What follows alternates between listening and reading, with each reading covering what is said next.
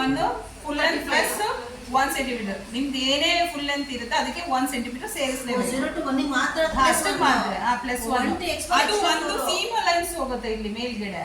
So ಹಾಗಾಗಿ ಇಲ್ಲಿ bottom ಫೋಲ್ಡ್ಗೆ ನಾವು 4 ಸೆಂಟಿಮೀಟರ್ ಕೊಡೋದ್ರಿಂದ ಅದು ಮಡ್ಚಿ ಹೊಡೆದು ಒಳಗಡೆ ಫೋಲ್ಡ್ ಮಾಡ್ಕೊಳ್ಳೋಕೆ ಸರಿ ಹೋಗುತ್ತೆ. ಬಾಟಮ್ ಅಲ್ಲಿ ಈ ರೀತಿ ಫೋಲ್ಡ್ ಬರುತ್ತೆ ಅಲ್ವಾ, ಈ ರೀತಿ ಫೋಲ್ಡ್ ಬರುತ್ತೆ ಅಲ್ವಾ, ಡ್ರೆಸ್ಗಳಲ್ಲಿ ಆಗಲಿ ಯಾವ್ದ್ರಲ್ಲಿ ಫೋಲ್ಡ್ ಬರುತ್ತಲ್ಲ ನಿಮ್ಮ ಡ್ರೆಸ್ ಎಲ್ಲ, ಅದು ಫೋಲ್ಡ್ ಮಾಡೋಕ್ಕೆ 4 ಸೆಂಟಿಮೀಟರ್ ಅಂತ. 2.5 ಸೆಂಟಿಮೀಟರ್ಗೆ 1 ಇಂಚ್ ಬರುತ್ತೆ. ಫುಲ್ ಲೆಂತ್ ನೋಡಿದ್ರೆ ನಾವು ಕೊಟ್ಟಿ ತಗೋಬೇಕು. ಹಾ, ಅದಕ್ಕೆ ಸೇರಿಸ್ಕೋಬೇಕು. 36 ಪ್ಲಸ್ 4 ಅಂದ್ರೆ ಟೋಟಲ್ ನೀವು ತಗೋಬೇಕಾಗಿರೋದು 40. ಆಮೇಲೆ ನೀವು ಡ್ರಾಫ್ಟಿಂಗ್ ಮಾಡ್ಬೇಕಾದ್ರೆ ನೋಡ್ಬೇಕಾಗಿರೋದು ಈ ವಿಡ್ತ್ ಅಷ್ಟೇ ಅಲ್ಲ, ಯಾವ್ದು ದೊಡ್ಡದಿದೆ ನಮ್ಮ ಬಾಡಿನಲ್ಲಿ, ಯಾವ್ದು ಅಗಲಕ್ಕಿದೆ ಆ ಪಾರ್ಟ್ನ ನೀವು ನೋಡ್ಕೋಬೇಕು. ಆ ಪಾರ್ಟ್ ನೋಡ್ಕೊಂಡು ಅಲ್ಲಿ ನೀವು ಫೋಲ್ಡ್ ಮಾಡ್ಬೇಕಾದ್ರೆ ಪೇಪರ್ ಆಗಲಿ ಮತ್ತೆ ಅಥವಾ ಕ್ಲಾತ್ ಆಗಲಿ ನೀವು ಫೋಲ್ಡ್ ಮಾಡಿ ತಗೊಳ್ಬೇಕಾದ್ರೆ ಅದನ್ನು ತಗೋಬೇಕು.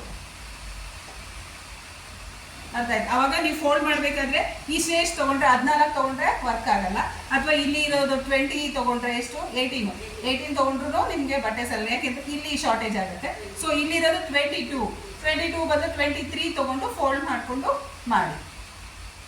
ಅರ್ಥ ಆಯ್ತಾ? ಇದನ್ನು ತಗೊಂಡೋಗಿ ಈಗ